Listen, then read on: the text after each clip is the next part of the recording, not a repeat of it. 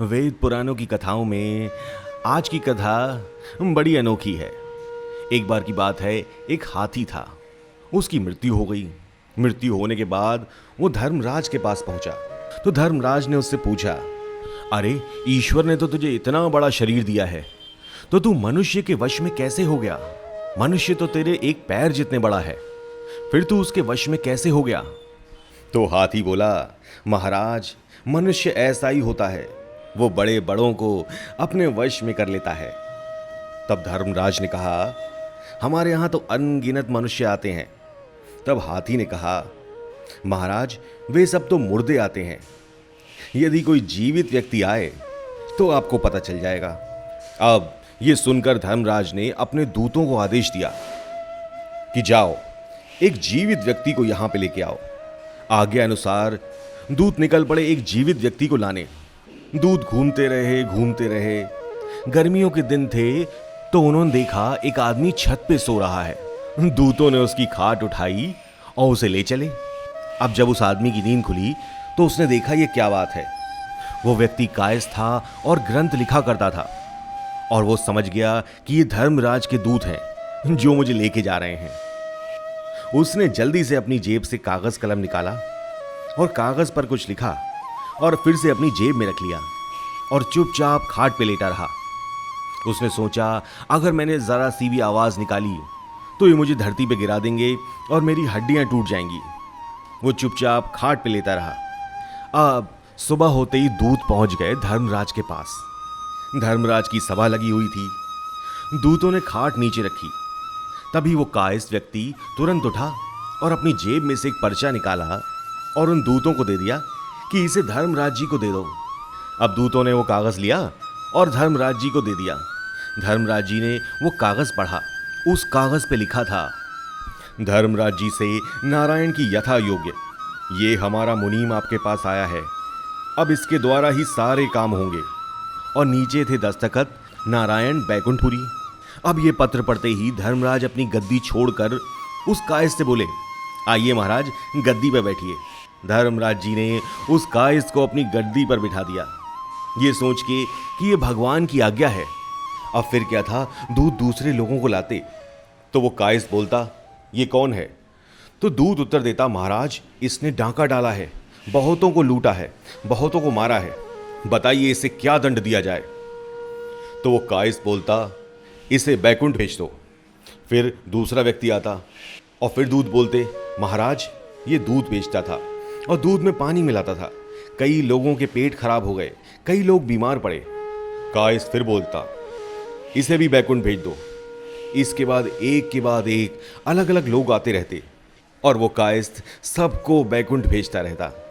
पापी, व्यभिचारी, हिंसा करने वालों को, हर प्रकार के दुष्कर्म किए व्यक्तियों को कायस्थ ने बैकुंठ भेज दिया। अब उधर बैकुंठ में इस प्रकार के आने वाले व्यक्तियों की कतार लग गई। भगवान ने देखा, अरे ये क्या, इतने सारे लोग यहां कैसे आ गए? कहीं मृत्यु लोक में कोई महात्मा तो नहीं प्रकट हो गए जो इन सबको आशीर्वाद दे देकर बैकुंठ भेज रहे हैं? फिर जब भगवान ने देखा तो उन्होंने देखा कि ये सब तो धर्मराज के पास से आ रहे हैं। भगवान पहुंचे धर्मराज के पास। भगवान को देखकर वहां सब लोग खड़े हो गए और वो कायस्थ व्यक्ति भी खड़ा हो गया। भगवान ने धर्मराज से पूछा कि आपने सबको बैकुंठ भेज दिया? क्या बात है, क्या इतने सारे लोग मेरे भक्त हो गए हैं? तो धर्मराज बोले, प्रभु, ये मेरा काम नहीं है, ये तो आपने जो मुनीम भेजा था उसका काम है। अब भगवान ने उस कायस्थ व्यक्ति से पूछा, तुम्हें किसने भेजा? तो कायस्थ व्यक्ति बोला, महाराज, आपने। तब भगवान बोले, हमने कैसे भेजा? तब वो चतुर कायस्थ भगवान से बोला, क्या ये मेरे हाथ में है कि मैं धर्मराज की गद्दी पर बैठ सकूं?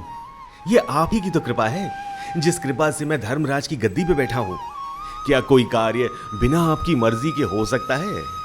फिर भगवान बोले, ठीक है, पर तुमने ये क्या किया, सब लोगों को बैकुंठ भेज दिया? तो वो कायस्थ व्यक्ति बोला, प्रभु, क्या बैकुंठ भेजना खराब काम है? और यदि ये खराब काम है तो जितने संत महात्मा हैं उन सबको दंड मिलना चाहिए। और यदि ये खराब काम नहीं है तो इसकी उलाहना किस बात की? यदि आपको ये पसंद नहीं है तो सबको वापस भेज दीजिए। परंतु श्रीमद् भगवद गीता में एक श्लोक है, यद गत्वा ना निवर्तते तद्धामम परमम। इसका अर्थ है कि मेरे धाम जाकर कोई वापस नहीं लौटता। बात तो ठीक ही है, कितना ही बड़ा पापी क्यों ना हो, यदि वो वैकुंठ चला जाए तो वो लौट के नहीं आता, उसके सारे पाप नष्ट हो जाते हैं।